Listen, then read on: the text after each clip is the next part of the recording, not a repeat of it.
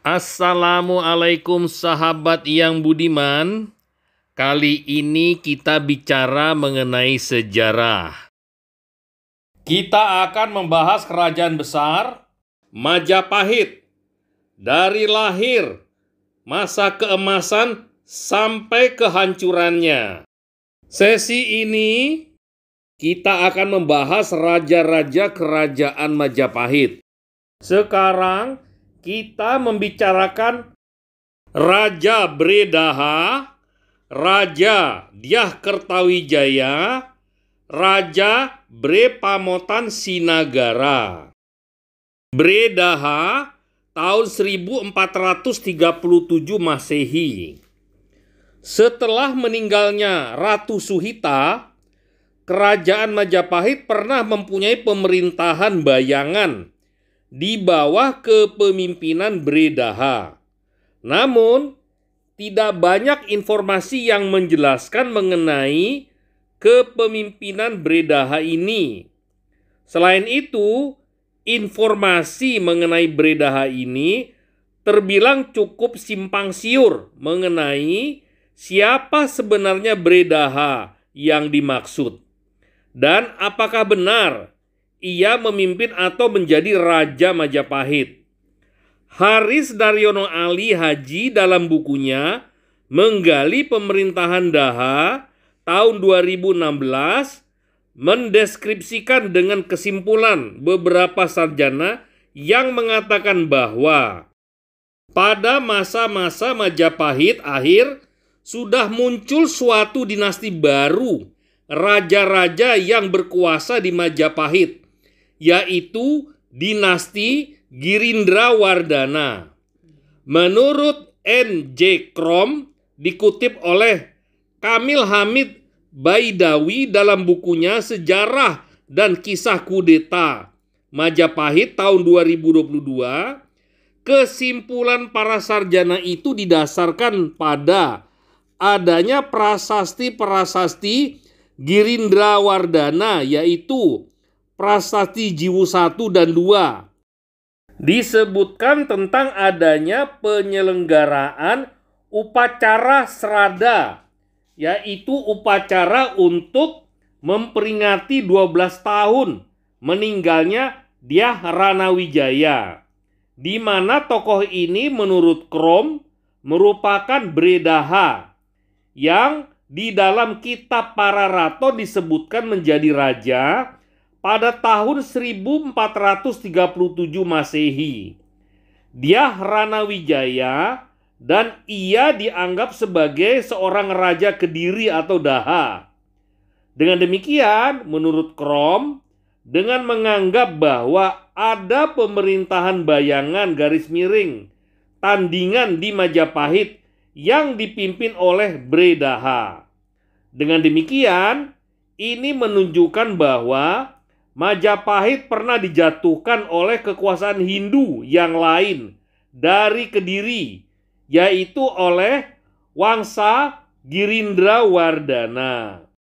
Dengan kata lain, Majapahit sebelumnya pernah ditaklukkan oleh Raja Kediri, sehingga ia dikatakan sebagai penguasa Majapahit. Namun, pendapat lain menyebutkan bahwa Bredaha yang memerintah Kediri pada dasarnya merupakan bagian dari Majapahit.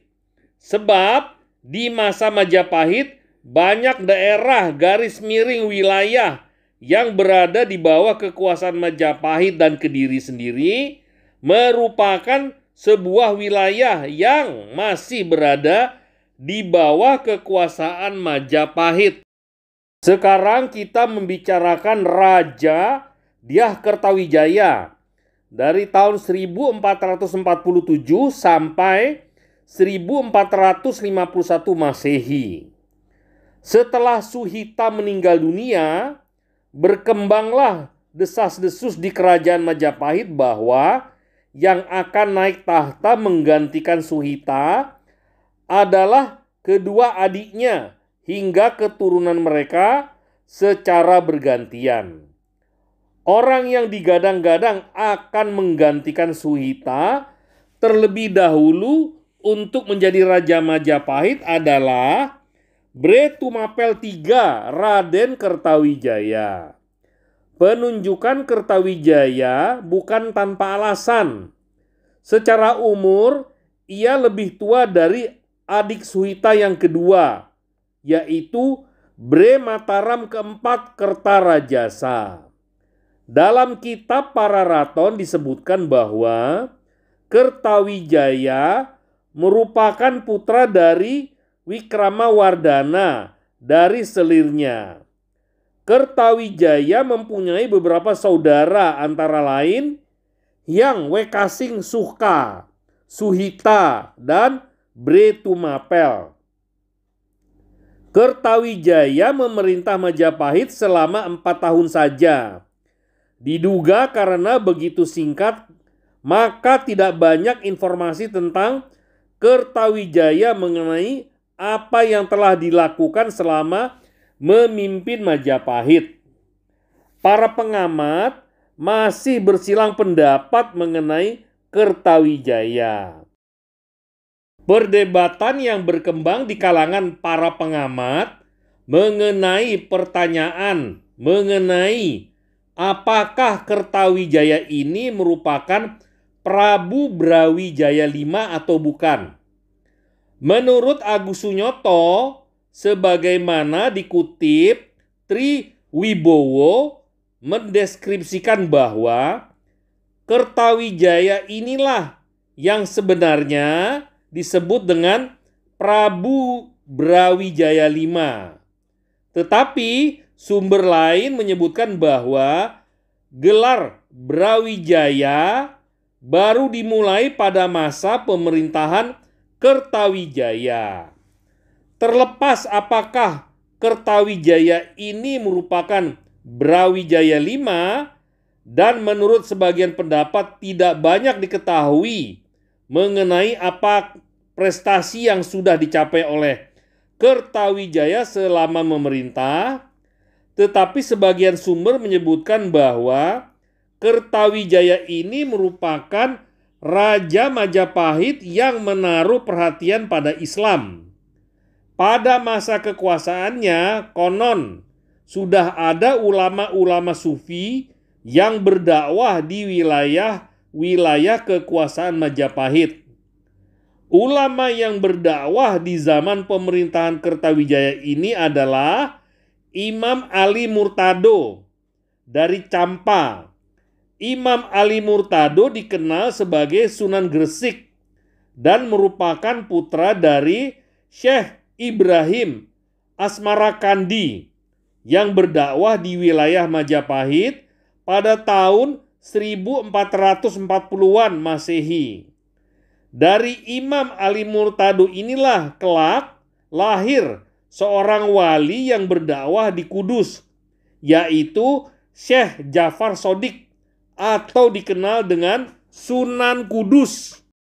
Sekarang kita membahas Bre Pamotan Sinagara dari tahun 1451 sampai 1453 Masehi. Setelah mangkatnya Kertawijaya, kerajaan Majapahit dipimpin oleh Bre Pamotan Sang Sinagara. Beliau mempunyai nama lengkap Dyah Wijaya Kumara, Bre Pamotan Sang Sinagara.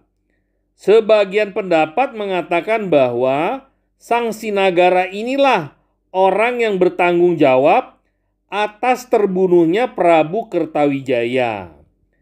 Dalam lingkungan Majapahit, Sang Sinagara sebenarnya bukanlah orang asing. Bre Pamotan Sang Sinagara masih tercatat sebagai kemenakan dan sekaligus menantu Kertawijaya. Bre Pamotan Sang Sinagara merupakan putra sulung Bre Tumapel, saudara lain ibu Prabu Kertawijaya. Konon, Dyah Wijaya Kumara ini di lingkungan istana dikenal sebagai orang yang selalu ingin menang sendiri. Namun, hal itu bukan tanpa alasan. Agus Sunyoto menyebutkan bahwa kemungkinan sifat Sang Sinagara itu disebabkan karena ia selalu diejek oleh kerabatnya sesama Pangeran Majapahit sebagai si Ratu Bajang tanda kutip. Karena Bre Pamotan Sang Sinagara mempunyai tubuh pendek. Diduga karena tidak terima selalu diejek seperti itu, Sang Sinagara selalu berusaha menunjukkan kehebatan-kehebatannya. Bre Pamotan Sang Sinagara juga senang menghamburkan uang dan selalu berusaha menunjukkan bahwa walaupun pendek, ia tidak kalah dari orang lain yang lebih tinggi darinya. Mengenai Dyah Wijaya Kumara, Pamotan Sinagara ini terdapat perdebatan pendapat di kalangan para ahli. Sebagian pendapat mengatakan bahwa Sinagara ini merupakan Rajasa Wardana, di mana istilah ini muncul dalam para raton sebagai Raja Majapahit yang naik tahta tahun 1451 Masehi. Melihat pada tahun berkuasanya, maka kemungkinan Rajasa Wardana ini adalah Bre Pamotan Sang Sinagara. Sebelum menjadi raja, ia pernah menjabat sebagai Bre Pamotan, Bre Keling, kemudian Bre Kahuripan. Jabatan-jabatan tersebut konon diberikan oleh Kertawijaya sebagai bentuk perhatian dan kasih sayangnya setelah ia ditinggal mati oleh ayahnya. Rajasa Wardana naik tahta menggantikan Dyah Kertawijaya, tetapi hubungan di antara keduanya tidak banyak disebutkan dalam para raton. Itulah sebabnya muncul dugaan bahwa Rajasa Wardana ini adalah adik Dyah Kertawijaya yang melakukan kudeta disertai pembunuhan terhadap kakaknya tersebut. Meskipun demikian, informasi yang menyebutkan kalau Rajasa Wardana yang telah mengkudeta dan membunuh Kertawijaya perlu diselidiki, karena sebagian sumber menyebutkan bahwa dia adalah putra bungsu dalam keluarga Wikramawardhana. Pendapat lain mengatakan bahwa Rajasa Wardana atau Dyah Wijaya Kumara merupakan putra sulung Dyah Kertawijaya. Namanya tercatat dalam prasasti Waringin Pitu. Dalam prasasti itu disebutkan bahwa Dyah Wijaya Kumara mempunyai istri bernama Manggala Wardani Bre Tanjung Pura. Dari perkawinan itu lahir 2 orang anak, yaitu Dyah Samarawijaya dan Dyah Wijaya Karana. Sementara itu, Rajasa Wardana Sang Sinagara dalam para raton disebutkan mempunyai 4 orang anak, yaitu Bre Kahuripan, Bre Mataram, Bre Pamotan, dan Bre Kertabumi. Jika Raja Sawardana benar identik dengan Wijaya Kumara, berarti Bre Kahuripan dan Bre Mataram juga identik dengan Samarawijaya dan Wijaya Karana. Sampai di sini dulu sahabat. Kita akan lanjutkan ke video mengenai Raja-Raja Majapahit selanjutnya. Jangan lupa di-subscribe. Terima kasih.